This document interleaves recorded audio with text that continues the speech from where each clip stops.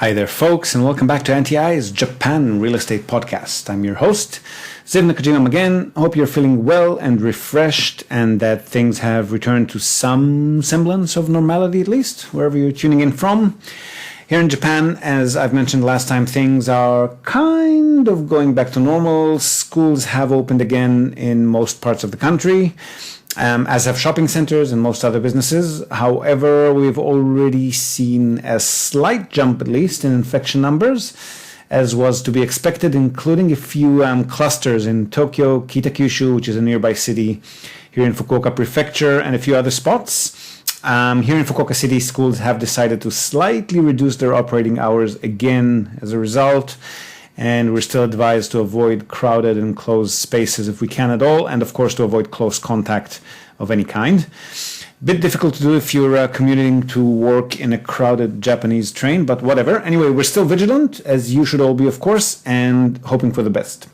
Not much to do really, except keep our eyes open and again, remain vigilant. Now, one important housekeeping item before we dive right into it. You may have noticed that our theme music has changed a month or so ago, and while the music is distributed freely for use for any purpose, or at least that's what the composer noted when he uploaded it to the music distribution website that I've downloaded it from, we of course want to credit him and maybe to hear a bit more about him so we can at least offer him some publicity in exchange for using his lovely intellectual property. However, he seems to have disappeared off the face of the planet, or at least he hasn't been responding to our inquiries through that music download center, as well as through his record label contact form, nor has he responded to my Twitter mention and message to him, which was the other way he originally said he could be contacted. So I just thought I'll at least let you know who he is again. So our new theme music is by Kevin Hartnell of Overlook Hotel Records. And if you like it, there's plenty more where that came from. Look him up. You won't be disappointed. Okay, so for today's episode, if you've been tuning in for a while, you've probably heard us talk on quite a few occasions about holiday properties and more specifically ski properties, which are some of the more popular ones which can be bought fairly cheaply in Japan. You've probably also heard us speak about the option to lease properties for short periods of time, thereby making some extra money on them, and also leaving them available for your own personal use. And that's possible as long as you make sure that you don't step on any toes in the process. And you've already probably heard us mention again and again that it can be quite challenging to handle the purchasing, management, and selling of properties in Japan if you're not here, are not Japanese, or at least are not fluent in the language, without local representation for various reasons. And you've obviously heard us mention time and time again that there are no limitations on foreigners buying property in Japan as opposed to the rest of the Asia-Pacific region. Now, all of these above topics are seemingly unrelated topics that can come into play in various scenarios and various aspects of the property purchase and ownership life cycle for resident or even for non-resident foreigners here. And that's why I found the following business call that I had this week absolutely priceless, because it just ties all of these issues together beautifully. And while it starts off sounding like a bit of a horror story from the buyer's perspective, fear not, there is a happy ending there. So bear with it to the very end. I won't say any more than that. I'll leave you to enjoy it. I definitely love this call at least. And I will see you again on the other side. Okay, go for it. So tell me a little bit about your particular situation there. Oh, okay.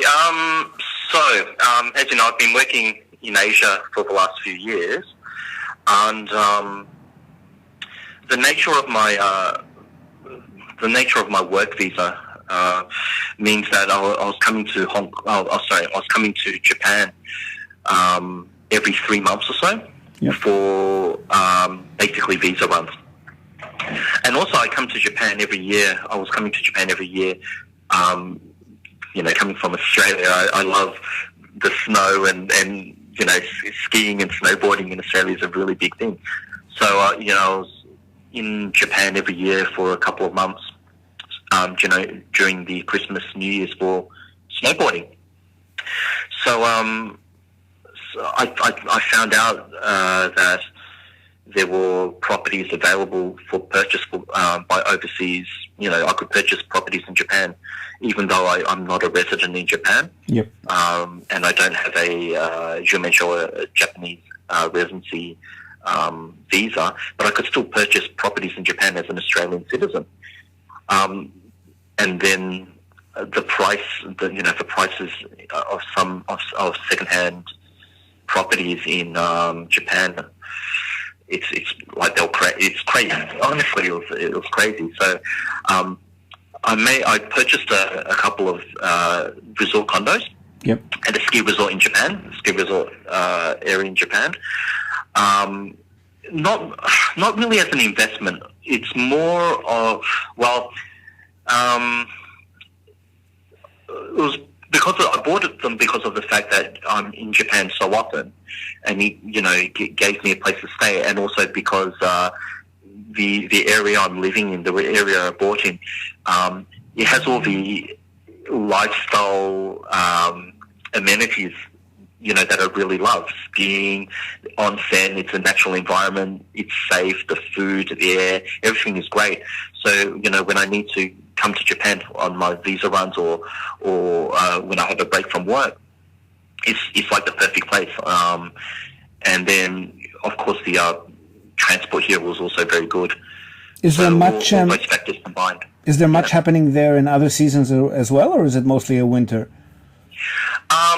So the area I'm at is Yuzawa. It's a place called Ichigo Yuzawa, which is about an hour and a half by Shinkansen from Tokyo. I've been here in summer and winter. In wintertime, it's packed. Lots of snowboarding, lots of skiing generally from December until March. Right. March, April, there's even still snow. In summertime, it's very, very different. You could say the city's pretty, like the area is very, very quiet, except for the weekends. There seems to be a lot of people that come up here for hiking. Hiking. A lot of people come up here for bicycle riding. Okay, like a day trip kind of thing. Yeah, sort of. Day trips, weekend trips are quite popular. Of course, this year because of Corona, it's been the town's pretty much shut down. But previously, like last summer, weekends were quite busy. Weekends in the spring and summer were quite relatively busy. Yeah. And then there's also like a music festival here in the summer, called Fuji Rock. And then the town is like packed out again for those 3-4 days. Yep. And also, like during the summertime, there are a lot of fireworks going on. So, wintertime's like the main time when everyone comes up here. Well, the main time when most foreigners come up here for skiing and snowboarding. But during the summer and springtime, there seems to be a lot of local Japanese people and families that come up here for hiking and the weekend getaways.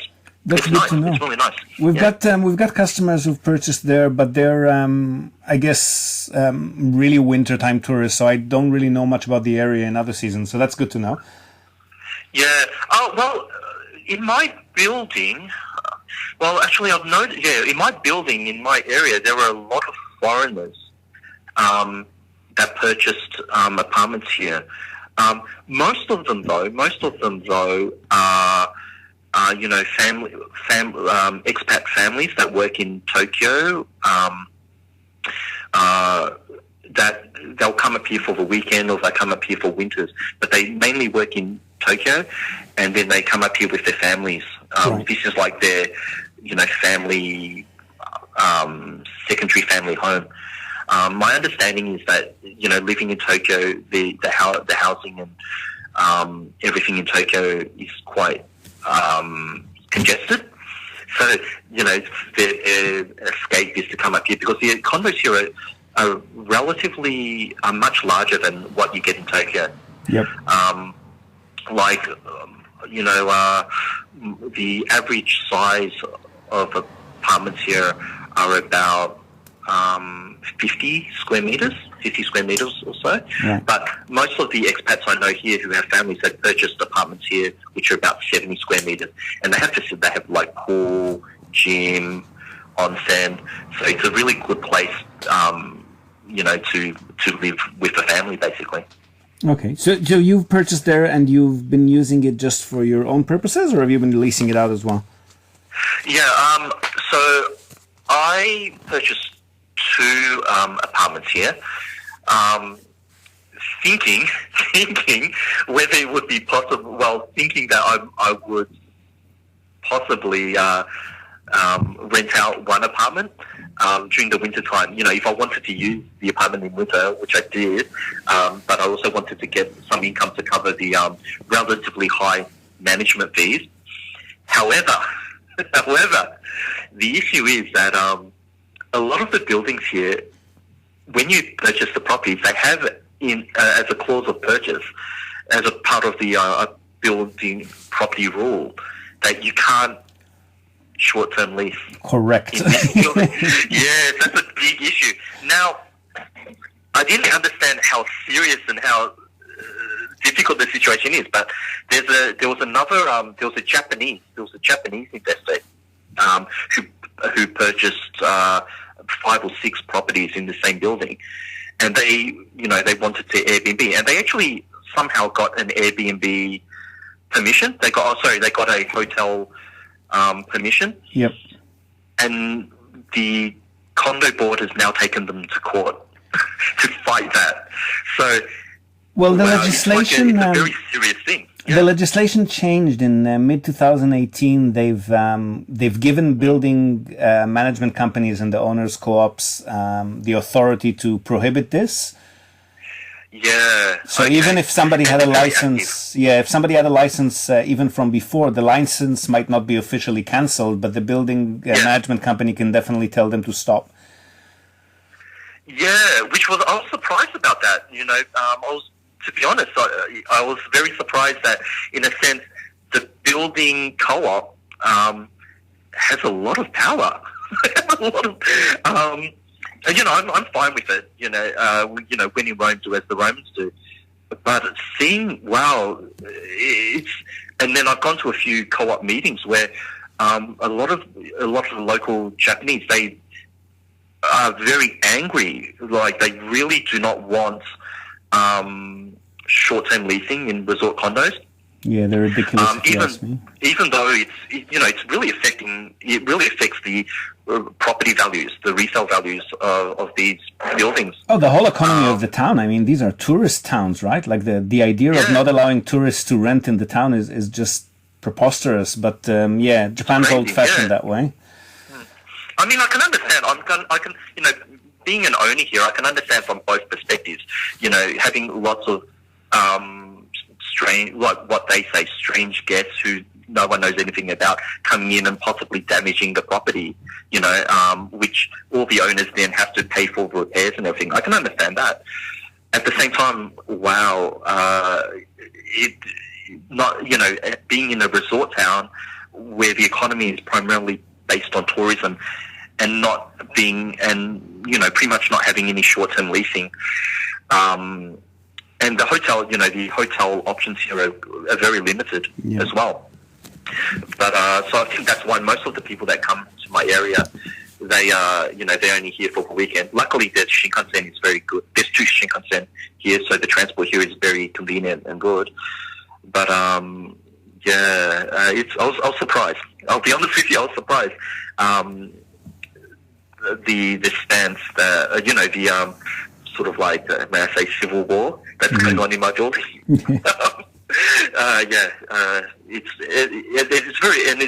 It's a very cultural thing as well. I think that in my building it's half owned by foreigners, half owned by local Japanese. I find that the foreigners are more open to short-term leasing, Airbnb, things like that. Yeah. Whereas the local, the Japanese, and I can understand their position. I mean, they bought these properties during the bubble era, when the properties were super expensive.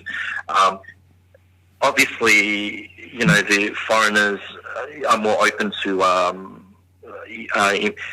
short-term leasing for the investment sake, whereas the original Japanese owners, they're totally against it. And the reason I'm really surprised is during the the building condo meetings where they discuss the annual meeting.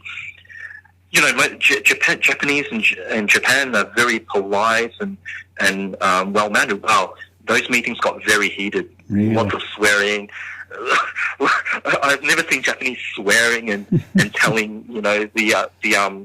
the other Japanese Airbnb investor to literally swearing, get out of this building, get out of this town.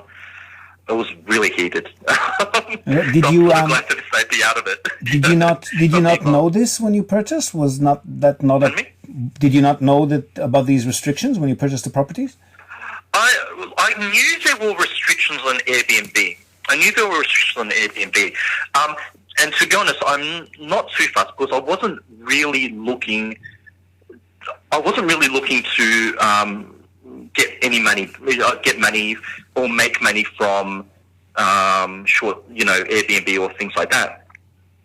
What I was thinking though is when I have friends or business colleagues or clients from Hong Kong, China, Asia, they love to come to Japan. And I was thinking at that time, well, if I have two places, I have which happens, I can short-term lease to my friends, my colleagues, my other family members. Well, that should still be doable, no? I mean, you can. That's what I thought. Not the rent part. Yeah. I mean, that would be between you and them. But you're allowed to let your friends and family stay there, right? Yes, I'm allowed to let my friends and family stay there. But because of this court case that's now going on between the building management and the Airbnb guy, the police got involved. That's why I can't believe how serious it got. The local police got involved, and they're now doing an investigation of who's been renting, who hasn't been renting, and sending warning notes and things like that. Mm-hmm. So I was obviously if I have friends or cousins, clients or family that stay here, I want them to, if they're staying here for a while, I want them to be contributing to the electricity costs and things like that, right? Yeah, somebody comes knocking on their door to ask them what they're doing there and how they got there is not pleasant, isn't it? Yeah, exactly, yeah. And, if they get warning letters and they, have to explain that they're, my family or my friends, it's really difficult. It's not ideal for me. Mm-hmm. But luckily, I wasn't planning. I wasn't required. I didn't really purchase the property as an investment, as a rental investment vehicle. It was more for my own enjoyment and my own use. I was actually hoping in the future that position would change, in order for my investment, my property investment to, have how do I put this? Have more options in terms of capital appreciation and in terms of rental income.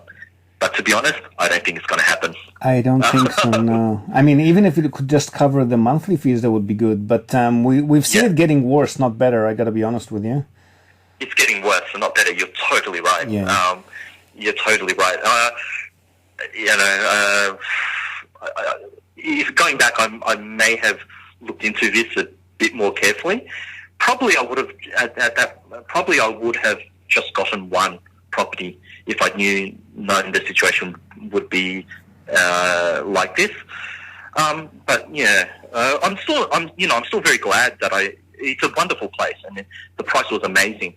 And it's a wonderful building and the community is really great. So I don't regret making the purchase, but management fees can be quite high in these buildings. Yeah. They're usually about $200-$300 a month each, right? No.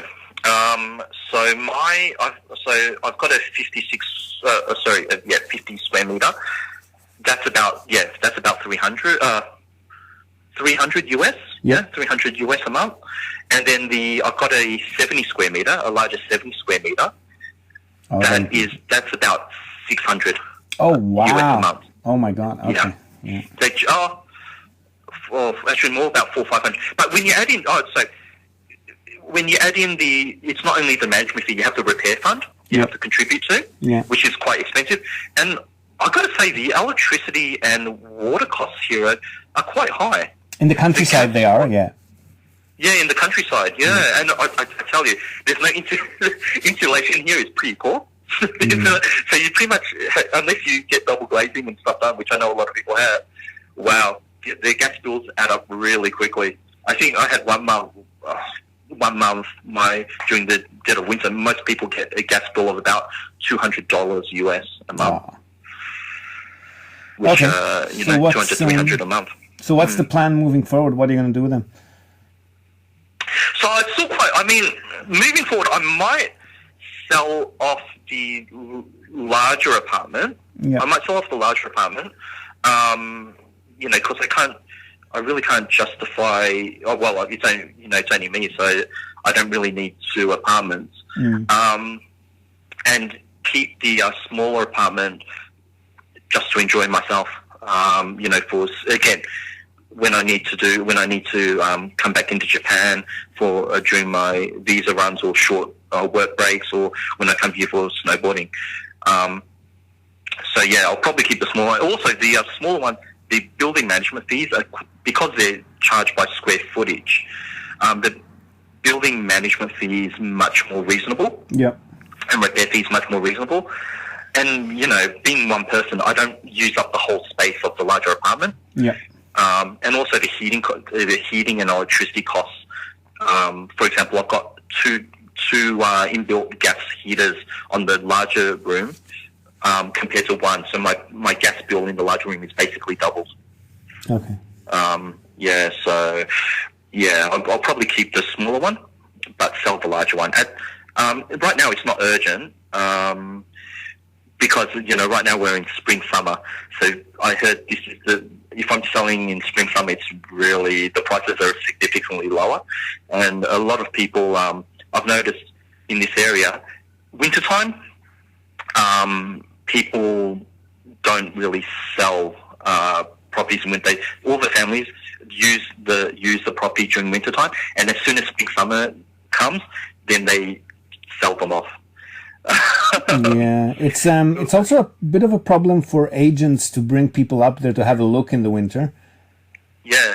Really? Yeah, accessibility can sometimes be an issue. Not everybody can and does have the because agents like to take people over by car, but if they don't have the facilities to drive around there, it's a bit more difficult. Oh, okay. Oh, that's interesting. Because I have noticed. Because I talked to my agent that he said that he mostly sells all his properties in the spring and summertime. Yeah. That's quite interesting. Okay. Yeah. Okay. So how can we help? What did you need? Obviously, we can't help you with tenants. I'm sorry about that. Yeah, that's fine. When I purchased the property, I tried to research as much as possible. The one thing I didn't take into account was how to manage the property post-purchase. What I mean by that is, in Australia, in Hong Kong, in China, when you purchase a property, it's relatively simple to, get utilities set up, to get a property agent to help manage your property, and to get bills paid. What I didn't realize is, in Japan, it's much more difficult. And what I mean by that is, for example, my monthly building management fee and repair fund contribution. In Australia, in Hong Kong, they'll send me an invoice and I'll, pay it by my card or I'll do a bank transfer. They'll email you an invoice, you mean? And they'll email me, they'll email or mail me an invoice. No, that doesn't happen here. It doesn't happen here. No. I never, to be honest, I never thought, it just didn't occur to me. I'm so sorry about this, mate. Yeah. And so for my building, they only do direct debit for building management and from a Japanese account. Repair fund. Yeah, from a Japanese bank account. In order to get a Japanese bank account, I need to have a Japanese residency visa, Jumensho. Yep. So even though I can purchase a property, so the irony is it's very easy to purchase a property here as a tourist, but it's very difficult to pay any of your bills. So Correct. that's no problem. I thought I would find a real estate agent who could, in Australia or wherever, or Hong Kong, you just find a real estate agent and they'll handle it for you. Yeah. Most of the real estate agents that I talk to, they only handle properties in Tokyo, Osaka, major cities. Yep. They don't deal in countryside, let's say, in areas, which I was very surprised. This gap that you've run across between the official country policy and the practical on-the-ground practices is exactly the reason that we've been in business. Yes. You're pretty much the only guys, so I think, that deal with this. Because, to be honest, I've contacted a few property management companies in Tokyo, everywhere. Tokyo, Osaka, even Japanese companies with branch offices in Hong Kong. Yep. No one, pretty much either they say they can't handle it or they've referred me to you. So yes. that's how I was able to get your. But to be honest, I knew about you from your blogs, which were very useful. So when I was doing my research to purchase a property, I was listening to your blogs. I should have listened more, obviously. So most of the property companies in Tokyo basically referred me to you to discuss how to handle the practicalities of owning a property in Japan. So as a foreigner. We can do all of this. That's what we do for our clients on a regular basis. What we're going to do is we're going to be. You're going to give us authority to act in Japan on your behalf. Okay. And then we're going to be the contact person for the building management company and the tax department and anybody else that can't, wrap their heads around sending statements overseas or receiving money from overseas.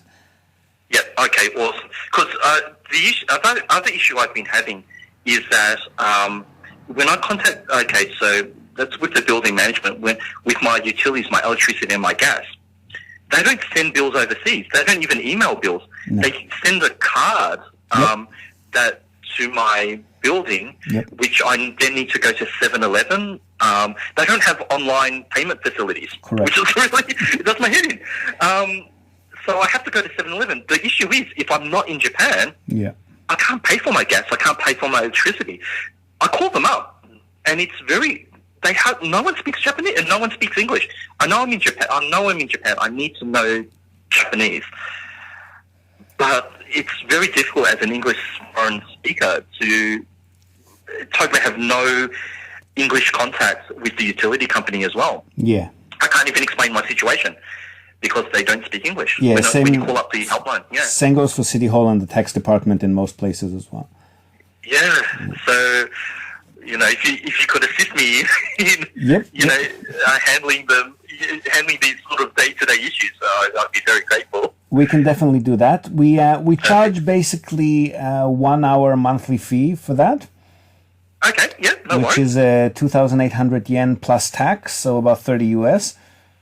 Okay, perfect, yeah. And then once a year, if you need us, I'm assuming you also need us to receive and handle your property tax payments? Yep. So that's 1 extra hour once a year. Okay, yep, no worries.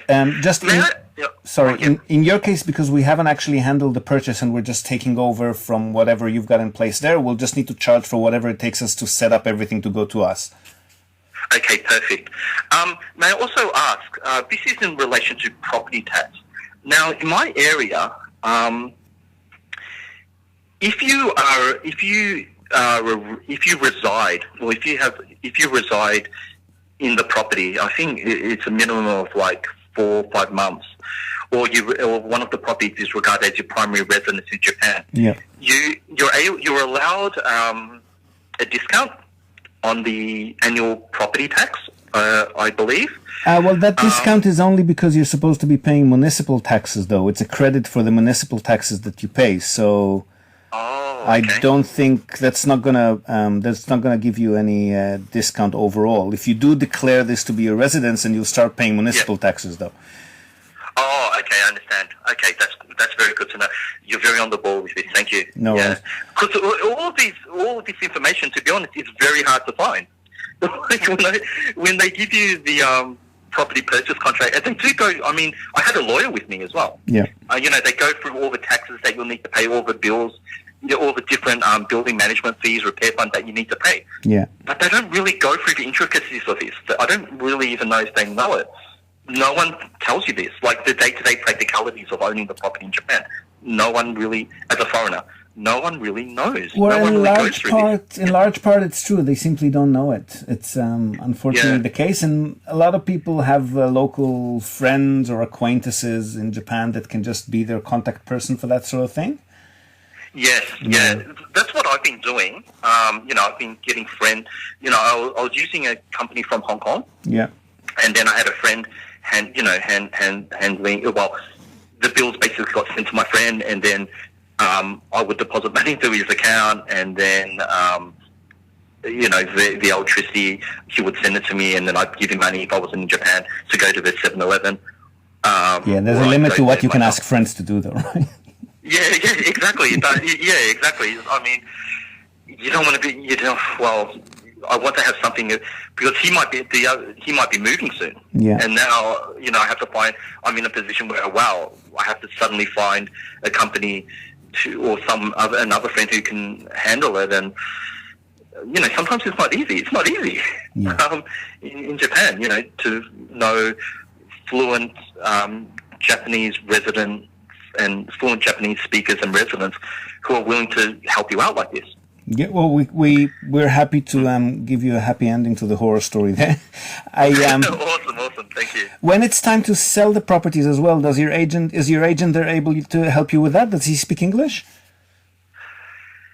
This is the other issue. The agent in my local area, his English is passable, but basically when I was doing the property transaction, I basically had to hire a translator. I had to hire an English-speaking lawyer. Yeah. To translate. Yeah. Because basically his English is very basic. Yeah. Very basic. So, in order to get anything done, I basically needed to have a translator, and that was what when I purchased a property here. That was one of the requirements. It's the other unusual aspect of purchasing a property out here was there were all these requirements that I needed to fulfill before they even considered putting in my application to purchase the property. Yeah. So there were all these requirements, such as I needed to have a local Japanese lawyer, no problem, but I also needed to have a local Japanese translator to translate everything for me. And I needed to have all my correspondence, all my email, everything translated into Japanese before I replied. The actual property purchase was not the easiest as a non-Japanese fluent speaker. But luckily, I had a English-speaking lawyer to help me. But pretty much in my time in Japan, you can pretty much assume no one speaks English. In no companies, the agents, the utility company, the judicial scrivener, no one spoke English. You pretty much have to get your own. I had to get my own English speaking. I was very lucky to get my own English speaking lawyer. Okay, well, when it does come time to sell one or both of them, just let us know, because I think you'll find that having us represent you for that might be a bit cheaper than a lawyer. Perfect. I'd really appreciate that. That's perfect. Thank you so much. No problem at all. So I guess the next stage would be I'll send you the engagement forms, which I'll need you to have signed. Are you in Australia at the moment? No, because of Corona, I'm in Japan. Oh, okay. You're stuck. I'm in Japan. Yeah, right in the property now, which was a good thing because I'm actually, these properties are like 30 years old. I've renovated one of the units, and now I'm renovating the other one. What they call reforming the other unit now. Okay, and you don't have Japanese residency, so I'm assuming you don't have a Jumihyo and the Hanko and all of that, right? Yeah, no, I don't. I had to go back to Australia to get a notarized affidavit of signature.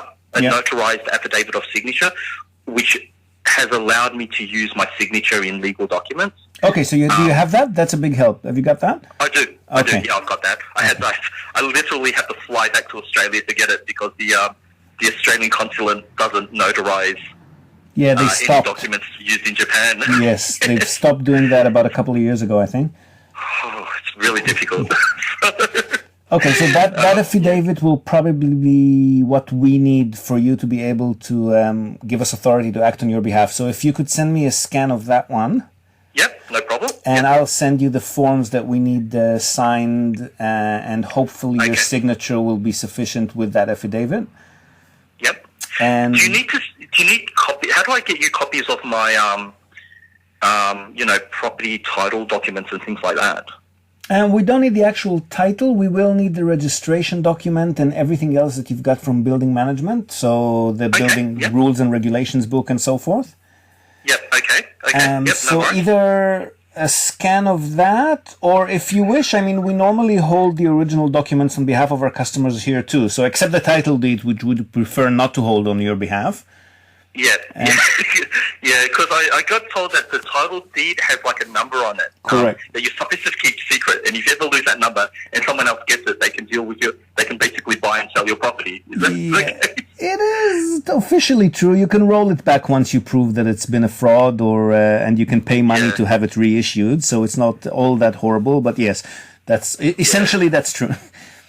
But yeah, aside from the title deed, if you want us to just file your documents and keep them in the office and send them to you whenever you want us to, we can do that as well. And then in that case, just send us a package with all of that.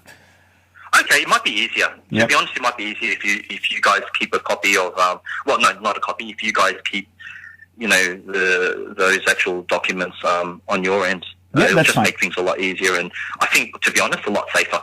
No problem. Just don't put the title deed in there. We don't want that. Okay. Yeah, of course. Yeah. No worries. So you send me that affidavit. I'll send you the engagement forms, and we'll take it from there. Perfect. Thank you so much, Liv. I really appreciate your assistance and taking the time to go through this with me. And thank you so much. My pleasure. Have a good one. You have a great day. You too. Have a great day. Great week ahead. Thanks. Thank you. Bye-bye. Bye. So there you have it. All's well that ends well. We've happily stepped in and offered to rescue the bug, and things should be progressing a bit more smoothly for him from now on. But I think it really helps explain the various pitfalls and challenges that many first-time buyers face when they first enter this market, and why it's really important to A, do the proper research, and B, just having someone who's strictly on your side, helping you navigate all of these challenges and representing you in a professional capacity. For all of the reasons you've just heard, I really don't need to add anything to that. So that's it from us for today, folks. We hope you've enjoyed this episode. Do share it with your networks or anyone who might find it interesting. And as always, we would love it if you could take a moment of your time and leave us a star rating, or even better, a short worded review in the iTunes store. We would love to hear what you think. Hope to have you with us again next time. And until then, from all of us here at NTI, have a great day or night or weekend. Yoroshiku.